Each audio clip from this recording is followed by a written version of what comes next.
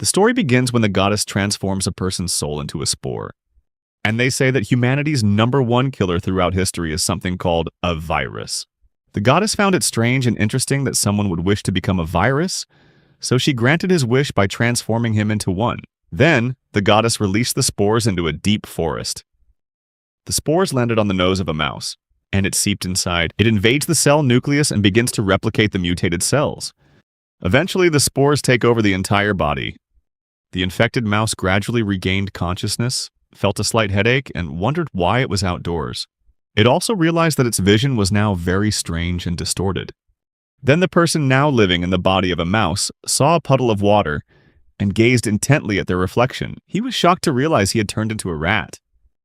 In his confusion and panic, he wondered what was happening and why he was in this state, because he clearly remembered being at work just minutes before. Suddenly, a tree root snapped out of the ground. He lunged towards a 3-legged bird. Terrified, he immediately hid behind a tree and watched as the tree completely swallowed the bird. Seeing that bizarre sight, the person controlling the mouse's body suddenly realized a harsh truth. He was in another world. Memories began to return. He remembered working at a pharmaceutical company and often staying late after everyone else had gone home to do his own research in the lab. From that point onward, he remembered nothing, leading him to conclude that something terrible must have happened during the experiment, most likely resulting in his death. Then he found himself floating in a pure white space, where a woman claiming to be a goddess appeared. She spun a strange, fateful wheel and announced that in his next life he would become a virus. Recalling that incident, the person now inhabiting the body of a mouse suddenly realized that he hadn't been reincarnated as a mouse, but as a virus controlling the mouse's body. Although he's a researcher and finds it absurd to believe in a goddess, given the current circumstances, it seems he really has been reincarnated. He found the situation ironic and viewed it as karma, that he had been reborn as a mouse, the very animal he had experimented on many times. Accepting his new reality, he decided to explore what he could do and began thinking about his next step. At that moment, he noticed red particles flying out of his mouth and was surprised to find that he could see the virus with the naked eye. He soon realized those particles were a part of himself. He wondered if he could control the mouse's perspective as a virus. To test that, he began to focus intensely on the particles existing inside the mouse's body, and he succeeded in transforming the perspective into the shape of a virus. Now, in the form of a virus, he observes his surroundings and realizes he is inside capillaries.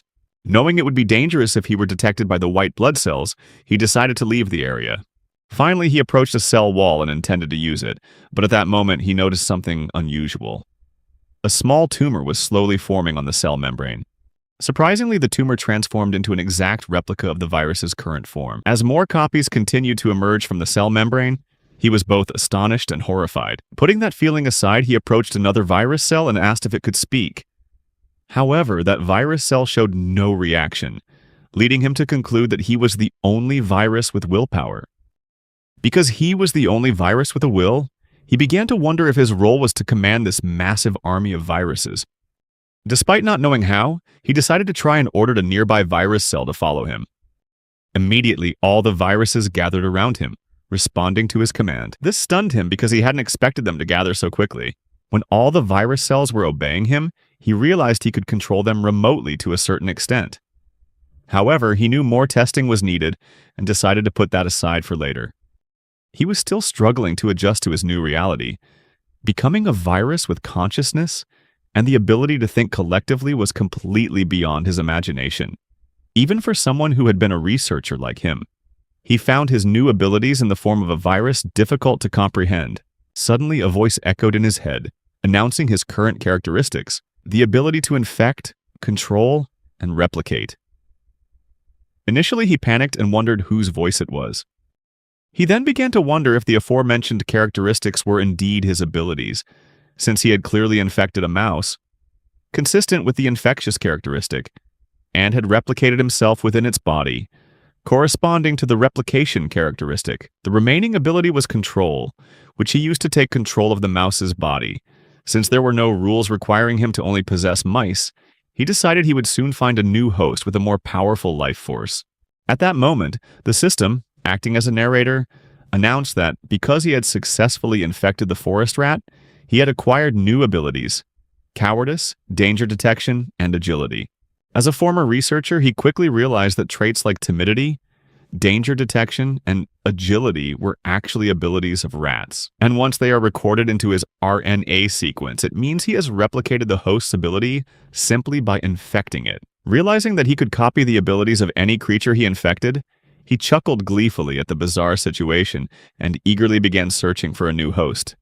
As a former researcher, he had never witnessed a creature evolve so rapidly in modern times. Depending on how he uses this new ability, he could even become the most dangerous creature in history. While searching for the next host to verify the information from the system, he stopped beside a flower and wondered if his abilities had any impact on plants. So he decided to give it a try, releasing the virus particles towards the flower. Surprisingly, he succeeded in infecting the plant and immediately acquired two new conditions: fever reduction and pain relief. This confirmed that his abilities also worked on plants. As he was contemplating how helpful the two conditions, fever reduction and pain relief would be, a strong gust of wind blew through, carrying the virus particles in a different direction. Those particles landed on the bizarre plant he had seen devour the three-legged bird earlier.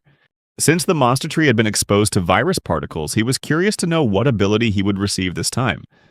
However, the system didn't provide any notification. He moved closer to observe more carefully and began to suspect that perhaps his infectious ability wasn't strong enough to immediately receive a new skill after acquiring one. As he was about to study the monster plant further, it suddenly snapped its mouth shut with tremendous crushing force. Fortunately, he reacted quickly, jumping back and narrowly escaping the deadly bite. That near-death experience terrified him, and he realized that at this moment he was still just a small, weak mouse. He was absolutely certain that he possessed enormous potential as a virus. He recalled that viruses like smallpox had spread across the earth more than 10,000 years ago. However, in this new world, he might be the source of all viruses, a thought that astonished him. Moreover, he couldn't help but find it ironic that a man who had once created medicine to fight viruses was now reborn as the very thing he had once fought against. For someone who had begun to grow weary of his previous life, this was perhaps the perfect turning point. As a virus, he believed that if he continued to increase his power, he could become the dominant force in this world, perhaps even causing a pandemic to control humanity. However, he wasn't sure if humans actually existed in this world, and began to wonder if he should immediately set off to find them. But suddenly his body trembled violently as the danger detection condition was triggered. He quickly looked around and noticed drops of water falling from above. When he looked up, he saw a wolf standing right behind him. Its eyes were fixed on him, saliva dripping from the side of a delicious-looking rat. Terrified, he tried to run away, but at that moment his cowardly instinct kicked in, paralyzing his body completely. In utter panic, he desperately tried to move, trembling and wondering why those conditions had come into play at such a critical moment. Helpless, he could only watch in horror as the wolf slowly approached and devoured the rat in a single gulp. In that moment, he believed that his life as a virus had truly come to an end. At the same time, the goddess was watching the entire scene unfold. She called him the one who chose to become a virus. Then she adjusted her tone, calling him the one chosen by the virus. The scene shifts to a research institute at night, where working hours have ended and the last two researchers are leaving the laboratory. They notice that one person was still there conducting an experiment. One of them, out of curiosity, asked the other what that person was doing in the lab at that hour. The other person replied that the man said he was researching a new strain of virus. Finding it strange that someone would be working alone so late at night, she wondered if that was really okay. The other man replied that he wasn't sure either, but it was better to leave things alone because the other person was very poor at communicating and nobody knew what he was thinking, so it was better to avoid getting involved. That isolated man is our protagonist, who is now reliving those memories and wishing he wouldn't have to relive those unpleasant moments again. Now, reborn, he wonders what he's doing, then suddenly remembers. He had been devoured by a wolf along with its host. That thought infuriated him, because just as he had been reborn as something interesting, a virus, he lost his life again. But what's done is done and can't be changed. Even so, the thought of being reborn as a human and continuing to live a monotonous life, day after day, was unbearable for him. Although he desperately wanted to continue living as a virus, it seems that his time is coming to an inevitable end. However, he was absolutely not going to let things end like that.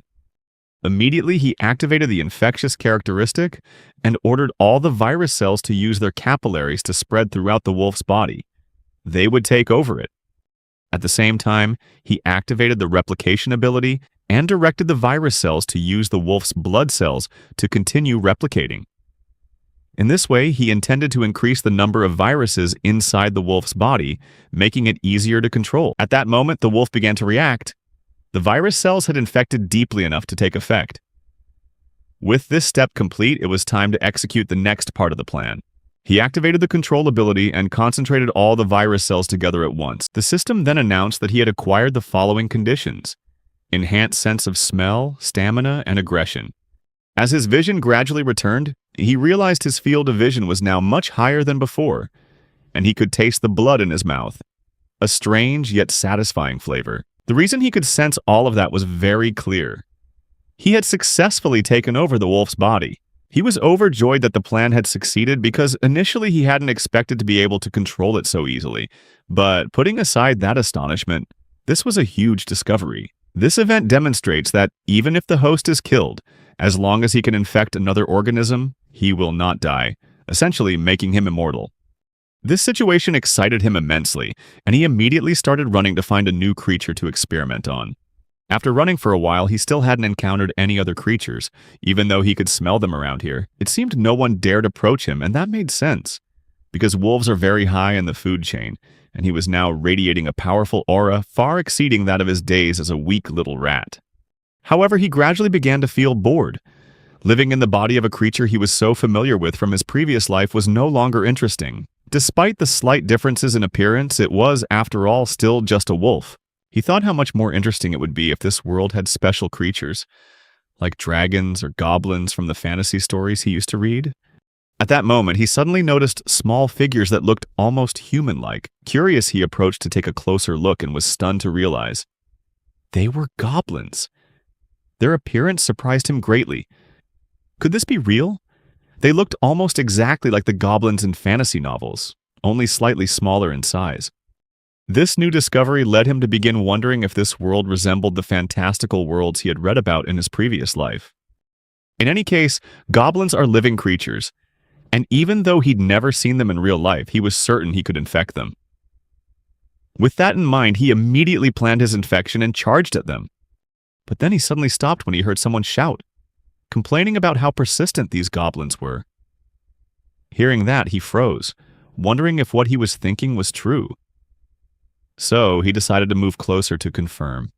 And he saw a girl holding a sword, tears glistening in her eyes as she declared firmly that, despite her own weaknesses, she was an adventurer and could not afford to be defeated here. This came as a huge surprise to the virus because he was certain the girl was human, and he never expected to find one so quickly. Suddenly, a goblin lunged forward to attack, and she barely managed to block it with her sword. While the girl fought the goblins, the virus silently observed and analyzed the situation. Based on her appearance and clothing, he concluded that the level of civilization in this world was significantly different from that of Earth. But putting that aside, the girl looked utterly exhausted. She was wearing light armor and wielding a worn-out sword, while the goblins still had plenty of energy. This situation was ideal, he thought. A human body was necessary right now, especially since he had confirmed that humankind actually existed in this world. He realized that he could exploit people to gather information and conduct research. His original plan was to infect the goblins first to acquire their characteristic traits, and then infect the girl and take over her body. Not only that, he also wanted to try something he had long dreamed of, combining the agility he gained from rats with the ferocity he acquired from wolves. In doing so, he successfully imbued the wolf's body with the agility of a rat, significantly increasing its speed. With his body now so evolved, he immediately charged towards the goblins. As he moved, he noticed his body was significantly lighter, and the feeling of nervousness before battle had diminished considerably, most likely an effect of the ferocity condition. Meanwhile, the girl was completely exhausted and could no longer hold out. Just as the goblin's deadly blows were about to land, the wolf lunged forward, grabbed a goblin, and infected it. As a result, the virus acquired a new trait from the goblin, a hot temper. After finishing off the goblin, the wolf dropped its carcass from its mouth, and because he could sense smells through his wolf body, he found the goblin's taste utterly repulsive. Meanwhile, the girl was terrified to see a huge gray wolf standing right in front of her. Witnessing its kin being killed, the remaining goblin became enraged, howled, and lunged to attack the wolf. But he didn't expect the wolf to easily dodge, then immediately close in from behind. He felt exhilarated at being able to move so nimbly with his light body, completely different from his previous life as a 30-year-old researcher. Taking advantage of the goblin's momentary lapse of attention, he struck decisively, knocking it down in the blink of an eye and gaining a new ability: night vision. At this point, the girl also began to realize that this was no ordinary gray wolf. The last goblin, having witnessed the entire horrific scene, was so terrified that it fled. The wolf noticed this, but instead of chasing her, because it didn't want to give the girl a chance to escape, it didn't want to give her a chance to escape. He used his infection skill on the fleeing goblin and gained the dexterity stat. Having dealt with everything else, he turned his attention to the girl, slowly approaching her. After getting close enough, he analyzed the girl's condition and realized that although she was exhausted, she didn't seem to be seriously injured, making her an ideal candidate for his plan. However, he decided to restrain himself and think carefully, as there was still much he didn't know about this new world. In the worst-case scenario, if this world had developed a cure to fight his kind, he worried that he would be discovered and instantly eliminated if he infected humans. Therefore, he decided not to do anything too remarkable until he had a better understanding of this world. However, he still felt incredibly conflicted, because while the human body would be ideal for gathering information, taking it over could also put his life at risk. Confused by the wolf's strange behavior, the girl asked if it intended to eat her. Instinctively, he tried to tell her to wait a moment because he was still thinking, but being in the wolf's body, he couldn't speak. The girl was surprised and misunderstood the barking as a sign that the wolf had no ill intentions and had come to save her. Overwhelmed with emotion, she hugged the wolf and thanked it for saving her. The wolf was startled by the sudden hug and quickly jumped back. The girl tried to reassure him by telling him not to be afraid and to come closer to her. Seeing her acting so carelessly, he didn't understand what was happening and wondered who this innocent creature was. She thanked the wolf again for saving her and called him Mr. Wolf. Then she started rambling, explaining that she had actually tried to avoid the goblins beforehand, but thought she could handle them because she had just read a book on swordsmanship. However, things turned out to be much more difficult than she imagined, and suddenly more goblins appeared out of nowhere. This made her wonder if skilled fighters simply believed they would succeed when cornered. Putting that aside, she said she had learned a lot from witnessing his battle with the goblins. She wondered if living in the wild must be incredibly dangerous for a wolf like him, and that he must have trained every day to be so strong. She explained that she didn't want to take the risk, but had no other choice because she needed to earn money to eat good meals, something he would probably never experience living in the jungle. She quickly added that she didn't mean to say the wolf food was bad, although that might have been true for humans. Listening to her incessant chatter, the wolf wondered how long the girl intended to talk to an animal, and found her behavior perplexing. He also wondered if all people in the world were like this. Putting that aside, he hoped to glean some information about this world from her, but she kept rambling on about irrelevant things, making him yawn with boredom. Seeing his reaction, the girl quickly apologized for getting too carried away talking about her own story while talking to him. Then she decided to reintroduce herself. She introduced herself as Elena, an adventurer, and thanked him once again for saving her life. Finally, he got some useful information when she introduced herself as an adventurer, a profession he recognized from the fantasy novels he had read in his previous life. He remembered that it was a job where people earned rewards by killing monsters and gathering herbs. Because it was such a dangerous job, he wondered why a teenage girl like her would do it alone. Elena explained that she had only been an adventurer for 2 weeks, and during that time she had realized she had absolutely no talent in this field. Therefore, she struggled even when facing lower-level creatures like goblins. Wolf realized he was wrong to think there were no more challenges, as the goblins turned out to be the lowest-level creatures, and even she couldn't defeat them, which meant she was truly very weak. Elena went on to explain that because she was so weak, no one in the Adventurers Guild wanted to team up with her, forcing her to take on missions alone. Hearing this, Wolf smirked maliciously, thinking that if the girl wanted to become stronger, it would be an interesting experiment if he could enhance her power with his virus. At that moment, Elena reached out and gently kissed his nose, saying that he was her first companion on her adventurous journey, and that it had been a long time since she had talked to someone like this, which made her very happy. Before she could say anything more, the wolf immediately jumped back, falling backward in shock at her close proximity. If this were Earth, he would surely be in serious trouble or accused of something grave. Although still surprised by her carefree nature, Elena realized it was starting to get dark. She apologized to the wolf, saying she had to return to town because it was too dangerous here at night. And although she regretted having to leave so early, she had no choice. Hearing this, Wolf began walking beside her, deciding to escort her back to town because finding out where she lived was his top priority. Elena was delighted to realize that Wolf was with her, and she complimented him on being a gentleman, which made him feel a little embarrassed. As they headed toward town, Elena continued to recount how, before becoming an adventurer, she used to work in the fields of the village. It was a small village where everyone lived together harmoniously like a family. However, one day, her village was attacked and destroyed by goblins. Although the village was devastated, everyone miraculously survived, but they realized that the next time the goblins returned, they might not be so lucky. So they decided to move to a new place. Although she had previously complained about her lack of talent and that no one wanted to team up with her, but she had no intention of giving up on being an adventurer. She was determined to become stronger and protect everyone in the village herself. She added that although she might not look like one, she is very confident in her skills thanks to her years of working in the fields. The wolf had been silently listening to her story until now and realized that, in some ways, they were somewhat similar in his past life. He once thought he was developing a new drug for the benefit of humanity, but the more immersed he became in his work, the more he was seen as an eccentric. This ultimately led him to hate humankind.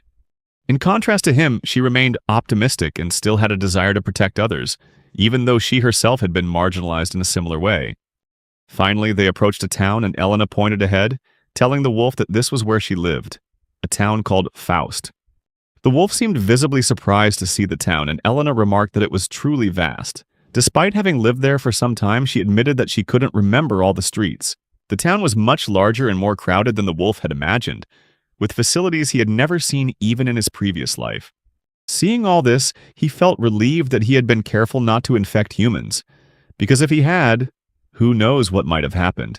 Having arrived, Elena told the wolf that although she would very much like to invite him to the inn to thank him, it was probably impossible.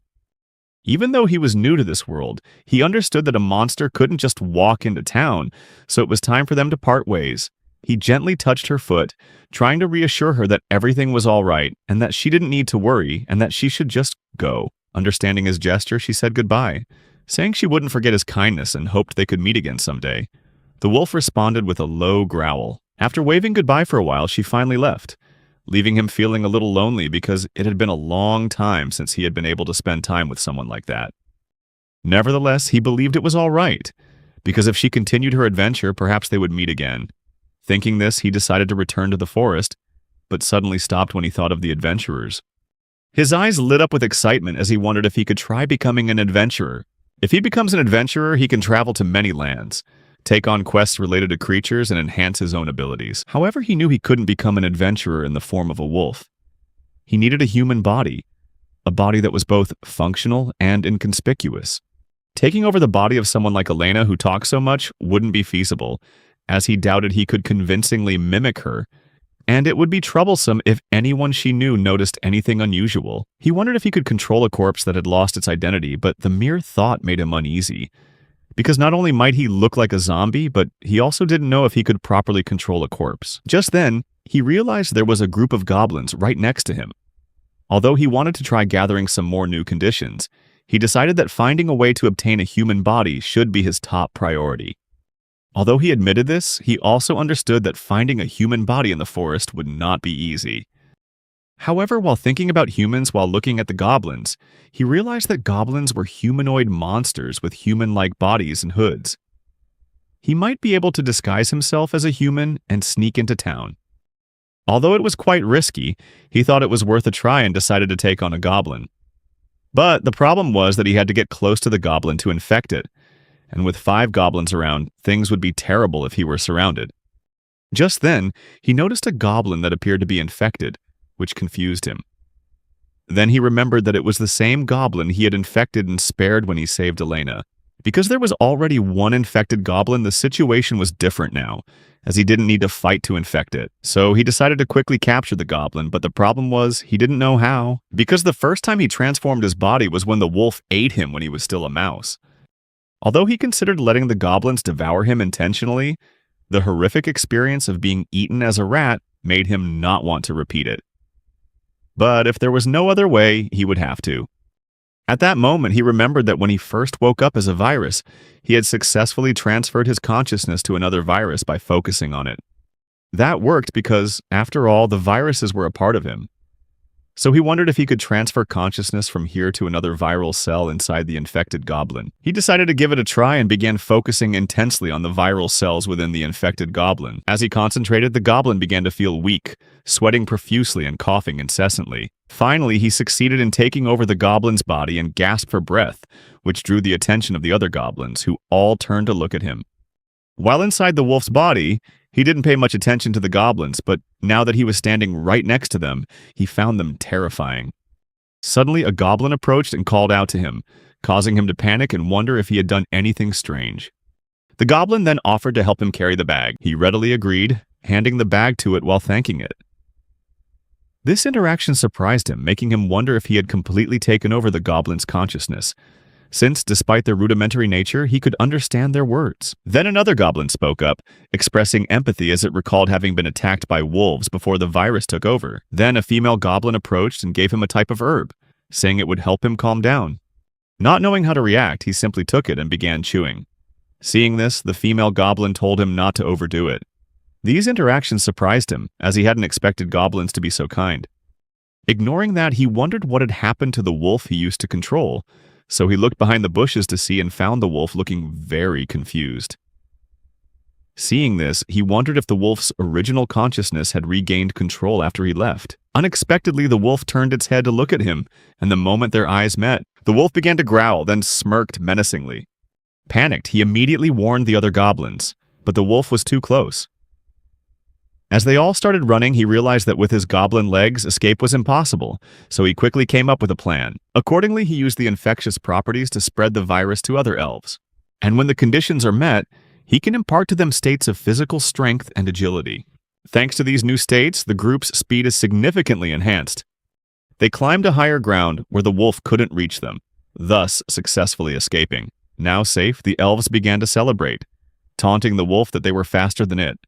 Though, in reality, it was all thanks to the virus. Putting that aside, he felt relieved that the plan had succeeded and at the same time discovered something important. He could share his status by infecting others with the virus, which could be applied in many ways. Currently, he decided to follow the goblins, as it seemed interesting, and besides, he was gradually getting used to this body. Later, the goblins announced they would return to their lair, still full of energy, which was entirely thanks to him. After a while, they came to a cave guarded by two spear-wielding goblins. As they entered, the two guards saluted formally, causing him to awkwardly return the greeting. Although surprised that the goblins were clever enough to use the cave as a shelter, he found the environment there terrible. Almost everyone wore only loincloths and was skin and bones. Meanwhile, he continued to observe his surroundings. The female goblin reminded everyone that the leader would be angry because there was too little food. While he was still wondering who the leader was, they approached a giant goblin known as Lord Hobgoblin, who was furious because they were late. He was shocked to see Hobgoblin, and while helping the other goblins take food out of their bags, he carefully observed the creature. Although it resembled a goblin, its size was comparable to that of a giant man, making him wonder if this might be an evolved form of goblins. A hobgoblin. When the goblins took out all the food, the hobgoblin asked if that was all. One goblin confirmed, explaining that the orcs had stolen all the prey, leaving nothing to take back. Silently observing the conversation, he noticed that the hobgoblin's movements and body structure were very similar to those of a human. Since this was exactly the type of body he was looking for, he decided to take over the hobgoblin's body. Although this body wouldn't draw too much attention when blending into town, he knew he still needed to deal with the green skin and find suitable clothes. Putting aside his appearance, he concluded that the hobgoblin's body was the closest thing to a human he could find in the forest, and it clearly possessed far more vitality than the goblins. When there was no prey left, Hobgoblin ordered the goblins to attack the human village. One goblin objected, saying that the humans were too strong and they could not win. Enraged, Hobgoblin kicked the goblin in the face, declaring that he was the only one keeping them alive. He stomped on the goblin while yelling for more food and calling it useless. At this point, he came up with a plan and yelled at Hobgoblin, telling him to go find something to eat himself. Hearing this, Hobgoblin angrily asked what he had just said. Now that Hobgoblin had fallen into the trap and was getting closer, he decided to push things further. He loudly declared that Hobgoblin was nothing more than a big, stupid child who only knew how to lie on his throne and beg for food.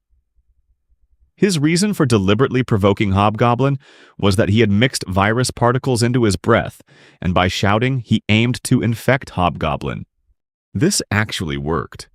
However, the system then announced that Hobgoblin had antiviral properties, so the infection would take longer to complete.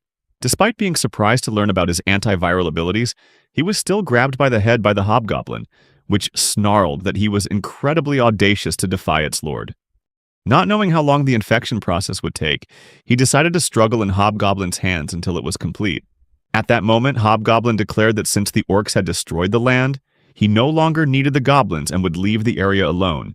Just then, the system notified the virus that its separation ability was beginning to activate on the target's body. When Hobgoblin smirked and declared that all the goblins would be devoured by orcs, the system confirmed that Hobgoblin's body had been taken over. Virus immediately retorted to Hobgoblin that, before being devoured by the orcs, he would be the one to devour him. At that very moment, Hobgoblin released the goblin's body, causing the remaining goblins to panic and call out their lord's name. Virus, now in control of Hobgoblin's body, he smiled brightly at them. Then he said that everything he had said until now was his sincere thought. But starting today, he had changed his mind and considered everyone a friend, so they should all live in harmony. The system then announced that he had received the conditions for brutal strength, patience, and claws. What surprised him most was that all three were extremely useful in combat. This was understandable as they all came from the leader of the goblins. But his joy was immediately interrupted when the goblin guarding the cave rushed in, reporting that the enemy had appeared just outside. It turned out to be a group of orcs claiming territory, ordering the goblins to immediately withdraw from the area. Virus, now a hobgoblin, emerged from the cave with his sword, followed by the entire horde of orcs, including the wounded. Though reasonably well equipped, they all trembled with fear at the presence of the orcs. Even so, he initially thought they might still have a chance. However, after witnessing firsthand the sheer number and enormous size of the enemy, he felt overwhelmed. He began to understand why the hobgoblin leader had planned to abandon the goblins, because he would have done the same if he were in their shoes. There was no way to defeat the orcs with such a weak and wounded army. However, he had no intention of running away, because his infectious ability not only enhanced himself, but could also impose conditions on others. A capability he discovered while fleeing the wolf as an elf. The current situation also presents an ideal opportunity to test various conditions, and in the worst-case scenario, he can still use the agility boost to escape. With that plan in mind, his only concern was that the goblins were too terrified to fight effectively, even with their enhanced strength. As their leader, he decided to ignite their fighting spirit with an inspiring speech. He infused the virus into his breath again and shouted, urging the goblins not to be afraid. He told them to defend the house with everything they had, emphasizing that they must overcome their fear for they were stronger than they thought, and to give him their full support. While the virus was gradually spreading through each person's body, he began the process of bestowing conditions: physical strength, agility, muscle power, and claws. For now, those are the only conditions he can convey. When the conditions begin to take effect, he noticed the goblins' bodies were changing, and to his astonishment, they were all evolving into a hobgoblin-like form. This transformation far exceeded his expectations, leading him to wonder if the increased muscle strength was the cause. However, he also began to worry that they might become suspicious of this sudden change. Fortunately, the goblins believed their evolution was due to the hobgoblin chief's inspiring speech, which they thought had given them enhanced physical strength. He was genuinely relieved that they were so innocent. Now that this matter was resolved, he decided to proceed with his first large-scale experiment. Witnessing the sudden transformations in the goblins, the orcs became bewildered, wondering if the goblins were using some kind of physical enhancement magic. However, they still believed that the goblins were not intelligent enough to accomplish such a feat. Virus, on the other hand, felt confident in confronting the orcs. For now, the individual strength of each goblin was equal to that of the orcs, not to mention their overwhelming numbers. Unexpectedly, the system notified the virus that it had just detected several new conditions, including invisibility, evasion, fatigue, hunger, and exhaustion. He was surprised by the number of conditions he had acquired simply by infecting all the goblins, and he continued to receive new conditions such as hunger, anemia, agility, light gate, and intuition. Not only that, but existing conditions like temper, night vision, and dexterity were also upgraded to level 2. Since he had never actively used those conditions to develop them, he began to wonder if collecting multiple identical versions of a condition would cause them to merge and become stronger. Realizing this excited him, as it meant he could achieve even more powerful abilities by infecting the orcs. Confident, he taunted them with mocking words, asking where all their earlier cheers had gone, or if they were now as frightened as piglets. An enraged orc immediately lunged at him, shouting that no matter how different the goblins were, they were still just goblins. Forever no match for orcs. Hobgoblin immediately raised his sword and brought it down forcefully on the approaching assailant, finishing him off with a single blow. The sight astonished the goblins, who realized that their leader was much stronger than usual today. Even the orcs noticed that he was moving unusually fast. The truth is, Virus wasn't even sure if he could use the sword skillfully, but it was all thanks to his dexterity reaching level 2. He could use the sword quite proficiently, and although he knew he should be afraid, for some reason a burning fire surged within him. At this moment, more orcs continued to attack him, but he easily took down each one with a single slash, infecting them in the process. With each infection, he acquired new abilities: resilience, strong hands, willpower, pain resistance, and rage. Realizing he had acquired a host of powerful abilities from just a few orcs, he immediately understood that orcs clearly held a much higher position than goblins in the food chain. However, thanks to the conditions he had imparted to the orcs, defeating them would now be no easy feat. He continued to infect even more orcs, acquiring new conditions such as body control, fatigue, regeneration, and enhancement. Meanwhile, the orc chieftain began to realize that they were being outnumbered and outmatched by an unusually large army of goblins. Immediately, he ordered his men to bring out what they had captured the previous day. The henchmen hesitated, explaining that the captured creature was not yet fully tamed and could cause unintended harm. But the orc chieftain, unwilling to be defeated by the goblins, angrily ordered him to release it immediately. At the same time, an orc unexpectedly attacked a goblin and prepared to deliver the finishing blow. However, before the strike could land, negative conditions such as fatigue and anemia triggered, causing the orc to stagger. This gave the goblin enough time to defeat him. It was at this moment that Virus discovered he could actively activate negative conditions on infected creatures, a crucial breakthrough, and all thanks to the orcs. However, at this moment, he began to feel like a god, punishing the orcs for their greed. Even so, a pang of guilt arose within him, feeling it would be unfair to prolong the battle when the outcome was already clear. Therefore, he decided to end the battle immediately. But suddenly a loud clap of thunder rang out, sending a chill down his spine. Startled, he quickly turned around, confused about what had just happened, especially since the thunder had roared despite the almost cloudless sky. Then he realized something enormous was slowly approaching, and as it drew closer, he was stunned to see an orc holding a chain and leading a gigantic, horned bear whose entire body was emitting flashing electricity. A terrified goblin shrieked, quickly identifying the creature as the lightning bear. Hearing this, Virus wondered if it deserved that name because it truly possessed the ability to control electricity. The orc then ordered the bear to attack the goblins, declaring them his prey. But in response, the bear merely glared at the orc, its horns beginning to emit even more powerful electrical currents. And then, it unleashed a thunderous lightning strike, reducing the orc to dust. The Virus was stunned by the terrifying destructive power of that electrical current, and he suddenly realized that the orcs had never trained this creature at all. This made him wonder, how much risk were the orcs willing to take just to avoid defeating the goblins? Clearly, they must have known that bringing that creature here would cause terrible damage. A terrified goblin suggested retreating, as there was no way they could defeat the Thunder Bear, the strongest creature in the region.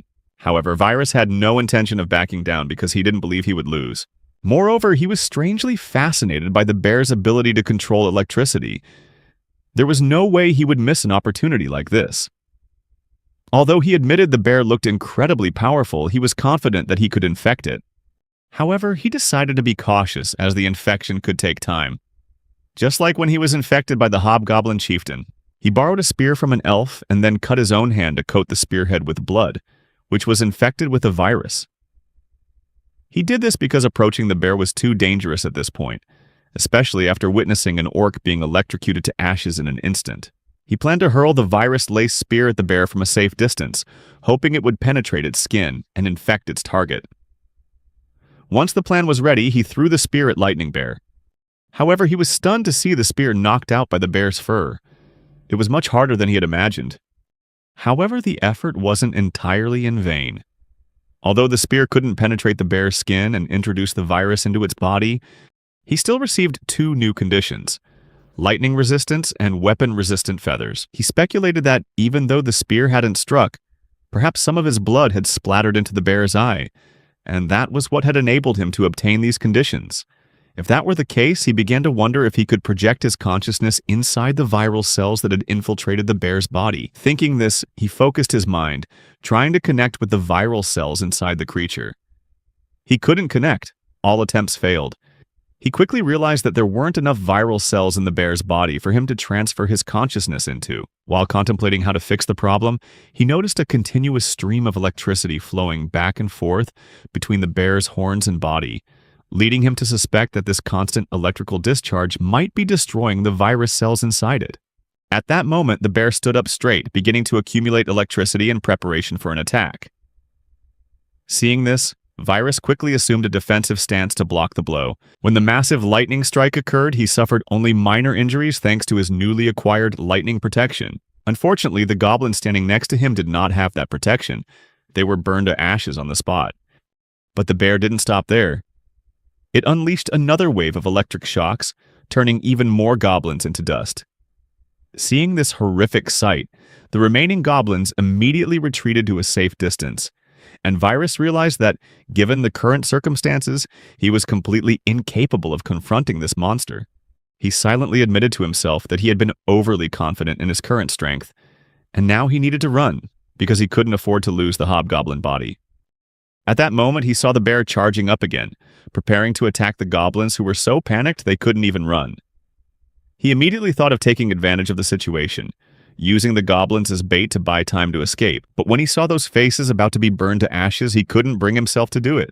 The bear finished charging up its electrical charge and prepared to unleash a devastating lightning strike. At that very moment, Virus lunged forward, using all its strength to ram into the bear, trying to push it away. He couldn't believe he had let his emotions override his reason, leading him to commit such an illogical act. Struggling desperately to stop the monster, he heard anxious calls from the goblins. Unexpectedly, the bear bit his arm, biting so hard that the bone and flesh were crushed, leaving his arm completely paralyzed and unusable. However, he wasn't too worried about his damaged arm. In fact, things were mostly going according to plan. Previously, when attempting to infect the bear through the skin, the virus cells were immediately destroyed by the electric current on the surface. But some cells managed to sneak into its body through its eyes, giving him 2 new conditions. This led him to realize that infection was entirely possible. Because the electricity only covered the outside of the bear's body and wasn't present inside, he deliberately let his blood, which was infected with the virus, flow into its mouth, and the plan succeeded. As soon as the bear swallowed the blood from his injured hand, the virus immediately began to invade from the inside. Fortunately, the bear had no defenses against the virus, so the process happened very quickly. Now that the monster was infected, he didn't hesitate to immediately activate a series of negative conditions: anemia, starvation, exhaustion, weakness, and fatigue. As these negative effects began to manifest, he acquired 3 new conditions: electric shock, electrical absorption, and shock resistance.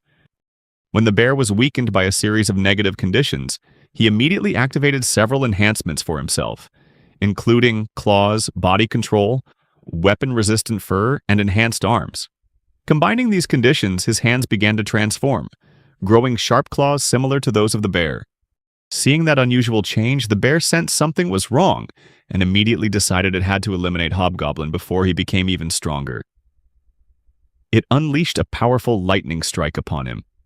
However, that attack was completely useless, because he had accumulated so many lightning-resistant conditions that they merged, creating near-total immunity to electricity. The bear's most powerful attack was now pointless, and now it was his turn to counterattack. He channeled all his strength into his claws and unleashed a lightning-fast slash, finishing off the bear with a single blow. Immediately afterward, he received 3 new conditions: create magic, generate electricity, and stimulate. A feeling of relief welled up inside him. He wasn't as overconfident as he had feared, but actually strong enough to defeat the monster. However, using too many conditions at once, coupled with the intensity of the battle, caused serious damage to the hobgoblin's body. He staggered and then collapsed, leaving the goblins both worried and surprised by his claws, which had now become strangely hairy. A few days later, the goblins brought him a pile of food and excitedly showed off the amount of prey they had caught. 3 days had passed since the battle with the Thunder Bear, and during that time, he had been living with the elves to recover. The atmosphere was lively and everyone was cheerful. Because the orcs were gone, the elves no longer feared being hunted, and finding food was easier than before. The reason the goblins appeared to have returned to their original forms was because he temporarily removed the conditions on their bodies, to prevent humans from discovering they were mutated individuals and sending people to exterminate them. Putting that aside, the wounds he sustained in the battle with the Thunder Bear were extremely serious, enough to take the life of any normal creature. But because he was no ordinary being, thanks to his healing abilities and vitality, he had fully recovered. The 2 goblins then offered him a fruit they thought was delicious.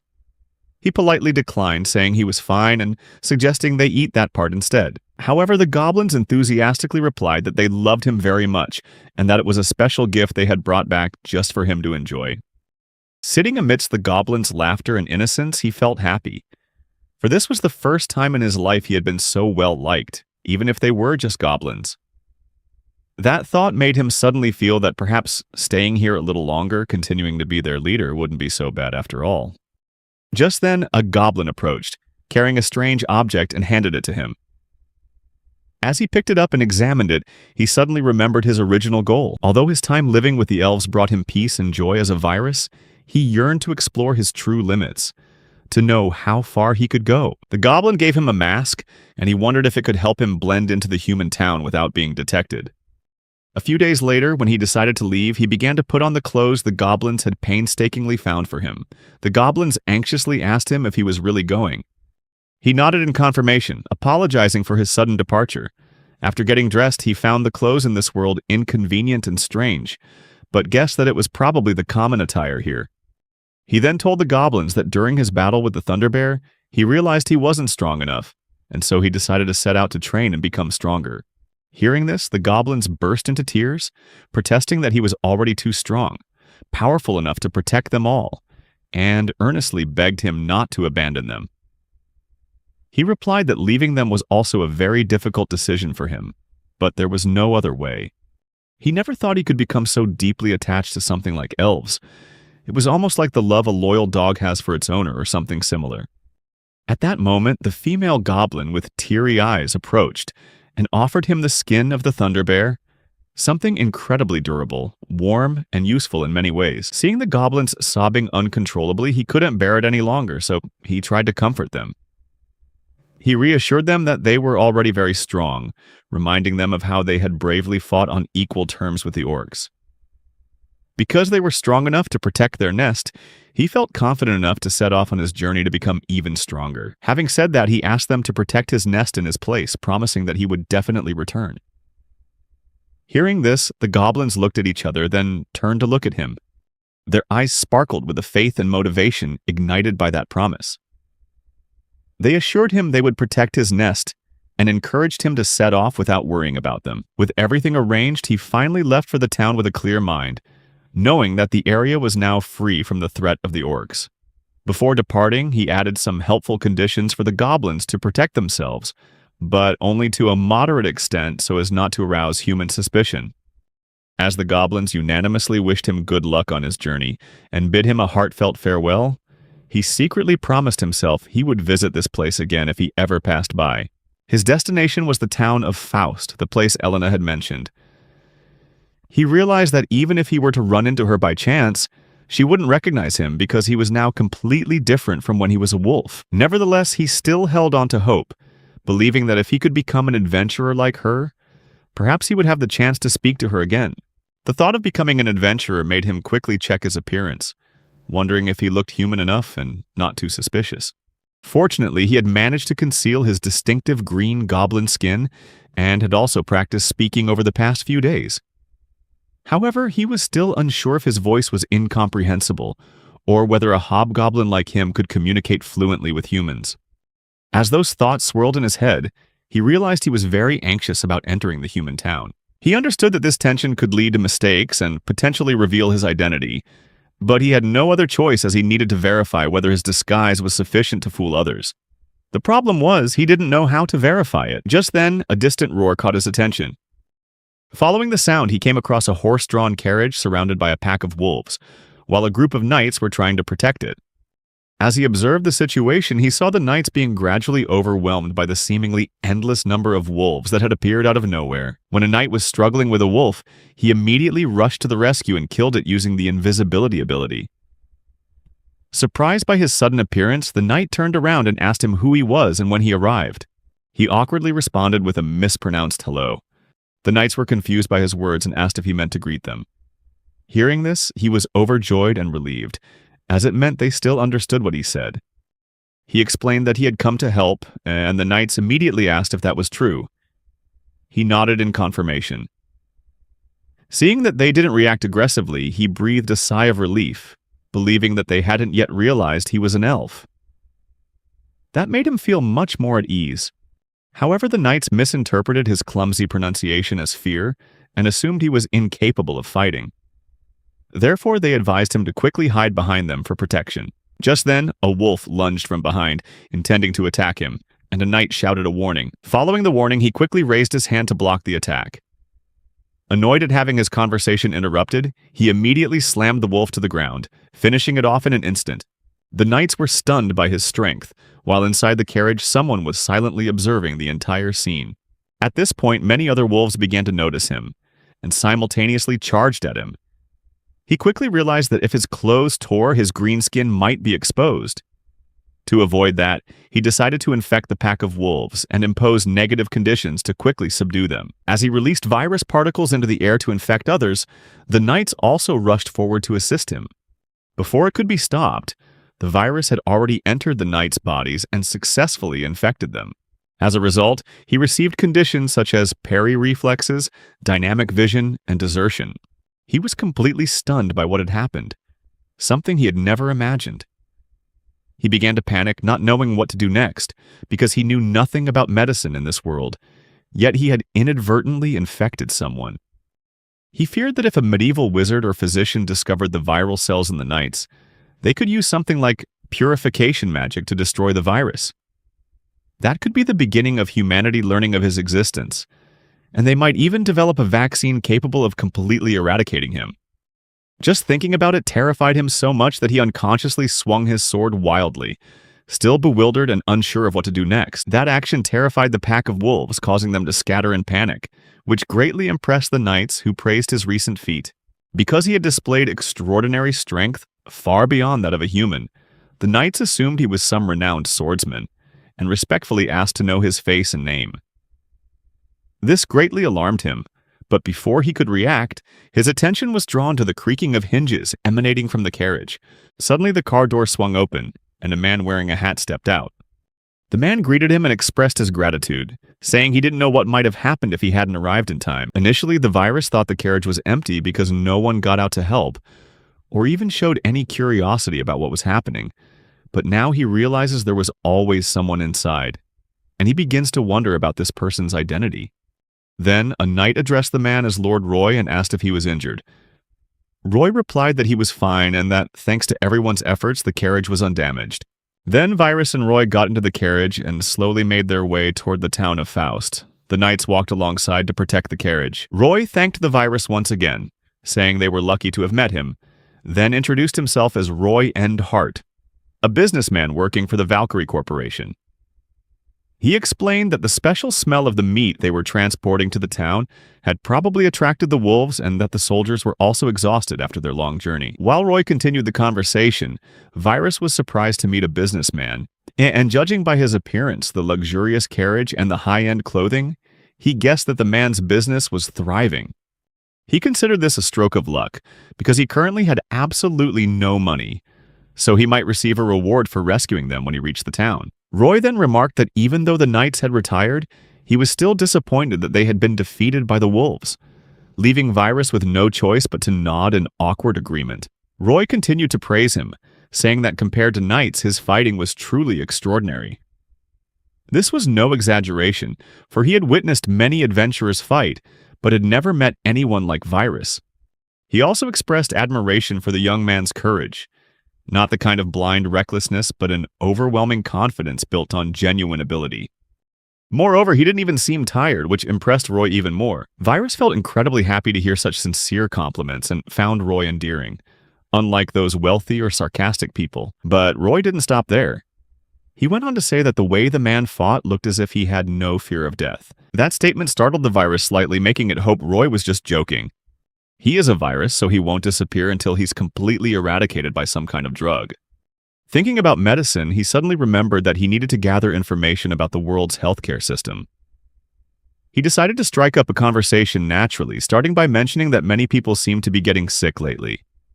Then he asked Roy how he was doing. Roy replied that he was fine, but he also agreed that there had indeed been many people falling ill recently.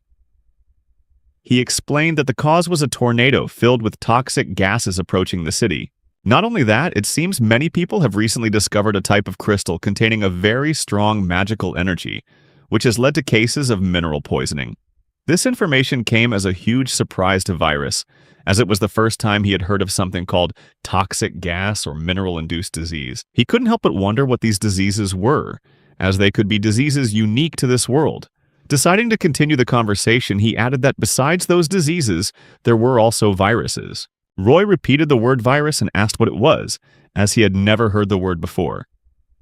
He also apologized for his lack of understanding on the matter. This truly surprised the Virus, making him wonder if Roy really knew nothing about viruses, even as a businessman, who should have been knowledgeable about many things to serve his business. This meant either the concept of viruses hadn't been discovered in this world yet, or he himself was the only virus existing here. Having inadvertently mentioned the word virus, he quickly fabricated an explanation, saying that viruses were a newly discovered type of crystal. Roy readily believed this lie, although he remarked that the name sounded a bit strange. The Virus felt relieved that it had successfully deceived him. And if the virus had truly never existed or even didn't exist in this world, that means he could infect anyone, like an unlimited buffet. Nevertheless, he decided to act cautiously because these soldiers were quite experienced, something he could sense from the valuable qualities they possessed. He had obtained those qualities from them. Although he had inadvertently infected them once before, the amount of viral cells was probably not enough to obtain all the conditions they possessed. Thinking it would be useful to have more, he increased the density of viruses in their bodies. As a result, he acquired traits such as fighting instinct, dodging, composure, and intuition. While finding these traits very versatile, the system continued to report that he had also acquired characteristics such as stealth, deception, cunning, and drug resistance. This astonished the Virus, and he found those characteristics particularly alarming. He then asked Roy if those soldiers were his subordinates. Roy replied that, except for the coachman, none of them were employees of the company. They were merely mercenaries he had hired to escort him safely through the forest.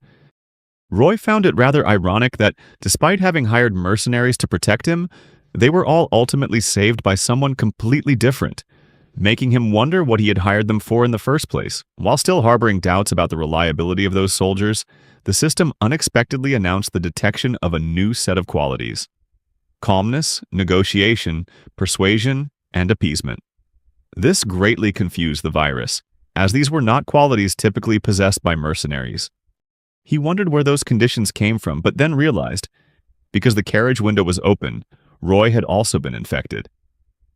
This made him realize that spreading the virus in a confined space was a bad idea. However, nothing could be changed now, and he only hoped this wouldn't cause any trouble later. It wasn't entirely a bad thing, though, as Roy's merchant-friendly properties would be very helpful to him as he began his life in town. Putting that aside, the virus began to speculate that, based on Roy's qualifications, he must be an extremely skilled businessman, which also meant he could be a target for rival merchants.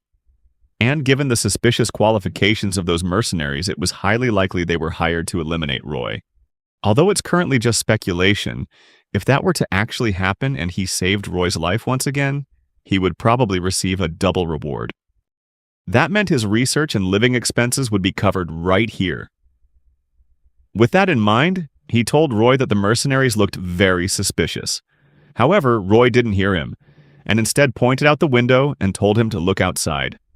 Since they had arrived in the town of Faust, although Roy guessed he had probably been there before, he politely reintroduced them, stating that this was indeed the town of Faust. They both got out of the car, where Roy told him to wait a moment because the contract with the mercenaries ended there and he needed to handle some paperwork. Seeing the mercenaries dismissed, Virus wondered if his initial suspicion that they were plotting to kill Roy was just unfounded worry. After seeing the soldiers off, Roy turned back to thank him for his patience, then said that because he owed him a great debt of gratitude for saving his life, he decided to give him a gift. Hearing this, the virus was extremely excited, secretly wondering if it was money or not. He was sure it would be money, but Roy gave him a card instead, explaining that it was a Valkyrie Company card, something only given to special individuals. Virus was slightly disappointed that it wasn't what he expected, but still found the card quite nice. Roy went on to explain that he could use the card to get a discount on any product from the Valkyrie Company, and if anyone needed anything from Roy, they just had to present the card. Hearing this, Virus realized it was a kind of utility card, something he found very useful in his current situation, as he had no connections in this world. At this moment, having a supporter was even more valuable than money.